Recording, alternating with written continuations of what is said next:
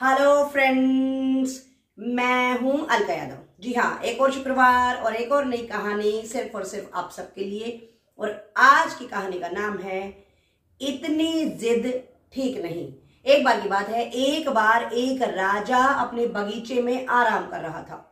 उसके बाद रानी वहां पर आई और उन्होंने उनको खाना खाने के लिए कहा। रानी के बार बार मनाने पर भी राजा ने कहा कि तुम खाना यहीं ले आओ, मैं आज अपना खाना यहीं खाना चाहता हूँ। उसके बाद राजा के कहने के बाद रानी अपने सेवकों के साथ वहीं पर ही राजा का भोजन परोस देती है। थोड़ी देर के बाद ही क्या होता है कि राजा जब खाना खा रहे थे तो उनकी थाली से एक चावल का दाना नीचे गिर जाता है और वहां पर कुछ चींटियां घूम रही थी। एक चींटी ने वो चावल का दाना अपने मुंह में उठाया और वो वहां से अपने घर की तरफ जा रही थी। अचानक ही उसको रास्ते में एक चींटा मिला और उसने चींटी से पूछा कि तुम ये कहाँ से लेकर आई हो, मुझे भी लेकर आना है। उसके बाद चींटी ने सारी बात उसको बता दी। तो उसके बाद चींटे ने चींटी से कहा कि ऐसा करो, तुम ही वहां जाकर मेरे लिए ला दो। तो चींटी ने कहा कि नहीं नहीं, मैं अपना ले आई हूं, तुम अपना वहां ले आओ और मैं इसमें से भी तुम्हें नहीं दूंगी, ये मुझे मेरी किस्मत से मिला है। चींटी के बार बार मना करने पर चींटे ने उसको कहा कि तुम साइज में छोटी हो और मैं अगर वहां गया तो मैं तुमसे बहुत ही ज्यादा बड़ा हूं, मैं उसको दिख जाऊंगा। तो तुम ऐसा करो, तुम चली जाओ, मैं नहीं जाऊंगा। इसके बाद क्या हुआ कि जो राजा था उसको ऐसी शक्ति प्राप्त थी कि वो जानवरों की, पशु पक्षियों की बात को भी समझ सकता था।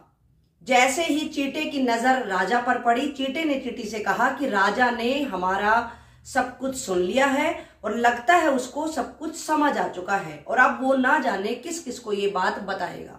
उसके बाद चींटी ने कहा कि नहीं नहीं, राजा को उस शास्त्र की जानकारी है और पूर्णतया जानकारी है, वो हमारी बात को भी आराम से सुन सकता है, समझ सकता है।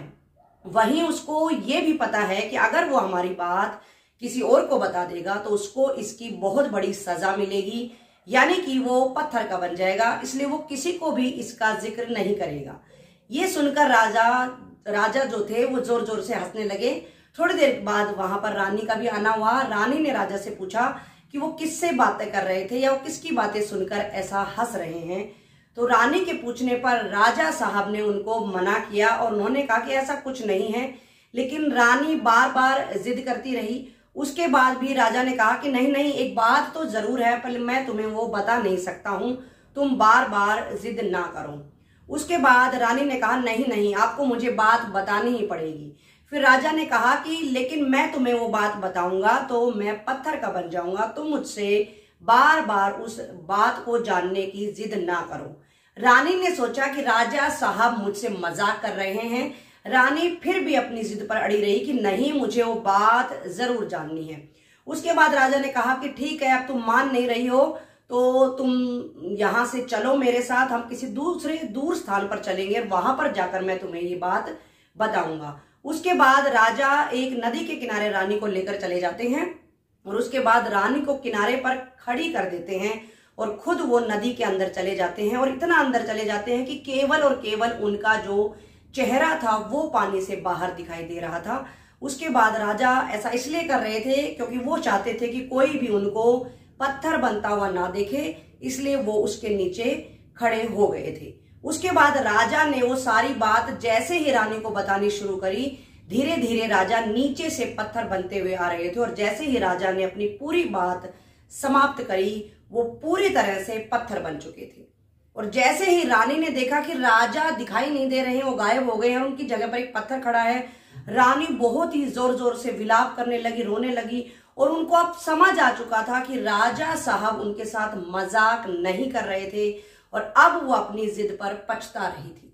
तो देखा दोस्तों, इस कहानी के माध्यम से मैं भी यही कहना चाहती हूँ कि हम सब भी अपने जीवन में न जाने कितने ही तरह की जिद कर बैठते हैं।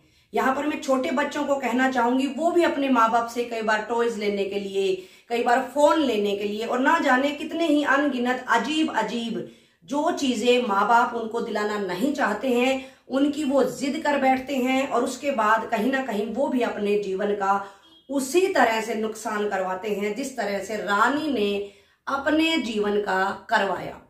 यहां पर मैं बड़ों को भी कहना चाहूंगी कि कई बार हम लोग भी, यहां तक कि पति पत्नी भी कई बार ईगो में आकर इतनी बड़ी जिद कर बैठते हैं कि उनका जो घर है वो पूर्णतया टूट जाता है। तो आप हमेशा याद रखें, जिद करें तो जरूर करें, लेकिन ये याद रखें, हमेशा पता अपने दिमाग में ये करें कि क्या वो जिद सही है, जिद किस बात के लिए है और किस हद तक करनी है, ये आपको जरूर सोचनी है। कई बार अच्छी चीजों के लिए तो जिद करनी पड़ती है, वो जरूर करें, लेकिन हमेशा ध्यान दें कि आप जिद किस तरह की कर रहे हैं। अगर ध्यान नहीं देंगे और केवल जिद करते रहेंगे तो रानी की तरह ही आप सब कुछ खो बैठेंगे। खुश रहें, सुरक्षित रहें, हमेशा अपनों के साथ बने रहें और मेरी कहानियों को यूं ही सराहते रहें। और इस कहानी के माध्यम से मैं उनका तहे दिल से धन्यवाद करना चाहूंगी जो हर सप्ताह मेरी कहानियों को ना केवल सुनते हैं बल्कि उसको सराहते भी हैं। तो आप लोग मेरे साथ बने रहिएगा। फिर मिलेंगे दोस्तों, नमस्कार।